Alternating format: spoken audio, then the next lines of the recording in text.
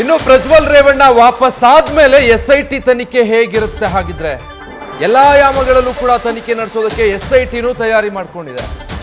ಪ್ರಜ್ವಲ್ರ voice sample ಅನ್ನ SIT ಪಡೆದುಕೊಳ್ಳೋದಕ್ಕೆ ಮುಂದಾಗುತ್ತೆ. ಒಂದ್ ವೇಳೆ ಏನಾದ್ರೂ ವಾಯ್ಸ್ ಮ್ಯಾಚ್ ಆದ್ರೆ ಆಗ ಸಂಕಷ್ಟ ಕಟ್ಟಿಟ್ಟ ಬುತ್ತಿ. ಸೊ ಪ್ರಜ್ವಲ್ ಮೆಡಿಕಲ್ ಚೆಕಪ್ ಮಾಡಿಸೋ ಸಾಧ್ಯತೆ ಕೂಡ ಇದೆ. ಈ ಬಗ್ಗೆ ನ್ಯೂಸ್ ಫಸ್ಟ್ಗೆ ಎಕ್ಸ್ಕ್ಲೂಸಿವ್ ಡೀಟೇಲ್ಸ್ ಲಭ್ಯ ಆಗಿದೆ.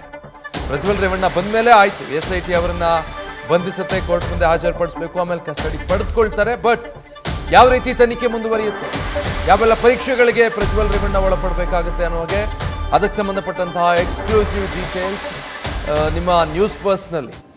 ಮೊದಲನೇ ಹಂತವಾಗಿ ಮೆಡಿಕಲ್ ಟೆಸ್ಟ್ಗೆ ಒಳಪಡಿಸಬಹುದು. ಪ್ರಾಥಮಿಕ ಹೇಳಿಕೆ ಪಡಿತಾರೆ. ಅದಕ್ಕೂ ಮುಂಚೆ ಒಂದು ಮೆಡಿಕಲ್ ಟೆಸ್ಟ್ ಮಾಡಿಸ್ತಾರೆ ಪ್ರಜ್ವಲ್ ರೇವಣ್ಣರನ್ನ ತಮ್ಮ ವಶಕ್ಕೆ ಪಡೆದುಕೊಂಡ ಮೇಲೆ. ಆಮೇಲೆ ಒಂದು ಪ್ರಾಥಮಿಕ ಹೇಳಿಕೆಯನ್ನು ಅವರಿಂದ ಪಡ್ಕೊಳ್ತಾರೆ.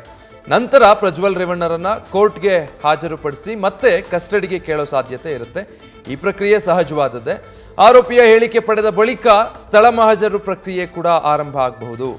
ಈಗಾಗಲೇ ಸಂತ್ರಸ್ತೆಯರ ಹೇಳಿಕೆ ಆಧರಿಸಿ ಸ್ಥಳ ಮಹಾಜರು ಪ್ರಕ್ರಿಯೆ ಮಾಡಲಾಗಿದೆ. ಈಗ ಪ್ರಜ್ವಲ್ ರೇವಣ್ಣ ಜೊತೆಗೂ ಮತ್ತೊಮ್ಮೆ ಸ್ಥಳ ಮಹಾಜರು ಮಾಡಬಹುದು. ವಿಚಾರಣೆ ವೇಳೆ ಪ್ರಜ್ವಲ್ ರೇವಣ್ಣ ನಾನೇನು ಮಾಡಿಲ್ಲ ಅಂತ ಕೂಡ ಹೇಳಬಹುದು. ಇದೆಲ್ಲ ಆರೋಪ ಅಷ್ಟೇ, ಷಡ್ಯಂತ್ರ, ಇದ್ಯಾವುದ್ರಲ್ಲೂ ನಾನು ಭಾಗಿಯಲ್ಲ ಅಂತ ಹೇಳ್ಬೋದು. ಅತ್ಯಾಚಾರ ಆರೋಪದ ಬಗ್ಗೆ ಅಫಿಡವಿಟ್ ಅನ್ನು ಸಲ್ಲಿಸೋ ಸಾಧ್ಯತೆ ಕೂಡ ಇದೆ. ಇದು ಮೊದಲನೇ ಹಂತ. ಬರ್ತಿದ್ದ ಹಾಗೆ ಮೆಡಿಕಲ್ ಟೆಸ್ಟ್ ಮಾಡಿಸಿ ಅದಾದ್ಮೇಲೆ ಅವರಿಂದ ಹೇಳಿಕೆ ಪಡ್ಕೊಂಡು ಕೋರ್ಟ್ ಮುಂದೆ ಹಾಜರುಪಡಿಸೋದು. ಎರಡನೇ ಹಂತ ಏನು ಹಾಗಿದ್ರೆ, ಆರೋಪಿಯ ಗುರುತು ಪತ್ತೆಯ ಪ್ರಕ್ರಿಯೆ ಸಂತ್ರಸ್ತೆಯಿಂದ. ಅಂದ್ರೆ ಒಂದು ಪರೇಡ್ ರೀತಿ ಮಾಡಿಸ್ತಾರೆ.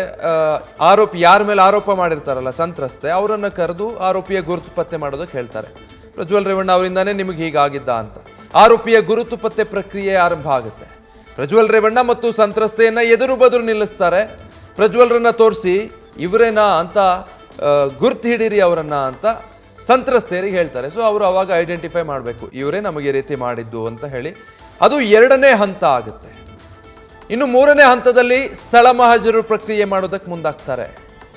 ಈಗಾಗಲೇ ಸಿಕ್ಕಿರುವಂಥ ದಾಖಲೆಗಳೇನಿದೆ, ಸಂತ್ರಸ್ತೆಯರ ಹೇಳಿಕೆ ಪಡ್ಕೊಂಡಿದ್ದಾರೆ, ಒಂದಷ್ಟು ಕಡೆಗಳಲ್ಲಿ ಸ್ಥಳ ಮಹಾಜರು ಮಾಡಿದ್ದಾರೆ, ಅದೆಲ್ಲವನ್ನು ಮುಂದಿಟ್ಕೊಂಡು ಅಸಲಿ ವಿಚಾರಣೆಯನ್ನು ಆರಂಭ ಮಾಡ್ತಾರೆ. ಈಗಾಗಲೇ ಸಂತ್ರಸ್ತೆಯ ಸ್ಥಳ ಮಹಾಜರನ್ನ SIT ನಡೆಸಿದ್ದಾರೆ. ಹೊಳೆ ನರಸೀಪುರ ಸೇರಿದ ಹಾಗೆ ಸಂಪೂರ್ಣ ಸ್ಥಳ ಮಹಾಜರು ಮಾಡಿದ್ದಾರೆ. ಬೆಂಗಳೂರಿನ ಬಸವನಗುಡಿ ನಿವಾಸನೂ ಬಿಟ್ಟಿಲ್ಲ, ಪ್ರಜ್ವಲ್ ರೇವಣ್ಣರ ನಿವಾಸ ಕೂಡ ಬಿಟ್ಟಿಲ್ಲ. ಎಲ್ಲ ಕಡೆ ಈಗಾಗಲೇ ಸ್ಥಳ ಮಹಾಜರು ಒಮ್ಮೆ ಆಗಿದೆ. ಸೊ ಅಲ್ಲಿ ಸಿಕ್ಕಿರುವಂಥ ಎವಿಡೆನ್ಸ್ಗಳನ್ನು ಮುಂದಿಟ್ಕೊಂಡು ಅದರ ಹಿನ್ನೆಲೆಯಲ್ಲಿ ಪ್ರಜ್ವಲ್ರನ್ನ ಪ್ರಶ್ನೆ ಮಾಡೋ ಸಾಧ್ಯತೆ ಕೂಡ ಇರುತ್ತೆ. ಮೂರನೇ ಹಂತದಲ್ಲಿ ಸ್ಥಳ ಮಹಾಜರು ಪ್ರಕ್ರಿಯೆ ಬಹಳ ಮಹತ್ವ ಪಡೆದುಕೊಳ್ಳುತ್ತೆ. ಅದರ ಆಧಾರದ ಮೇಲೆ ಅವರನ್ನ ಪ್ರಶ್ನೆ ಮಾಡ್ತಾ ಹೋಗ್ತಾರೆ ತನಿಖಾಧಿಕಾರಿಗಳು. ಇನ್ನು ನಾಲ್ಕನೇ ಹಂತ, ಮೊಬೈಲ್ ಪರಿಶೀಲನೆ ಮಾಡ್ತಾರೆ. ಪ್ರಜ್ವಲ್ ರೇವಣ್ಣರ ಮೊಬೈಲ್ ಅನ್ನ ವಶಕ್ಕೆ ಪಡೆದು ಪರಿಶೀಲನೆಗೆ ಒಳಪಡಿಸ್ತಾರೆ.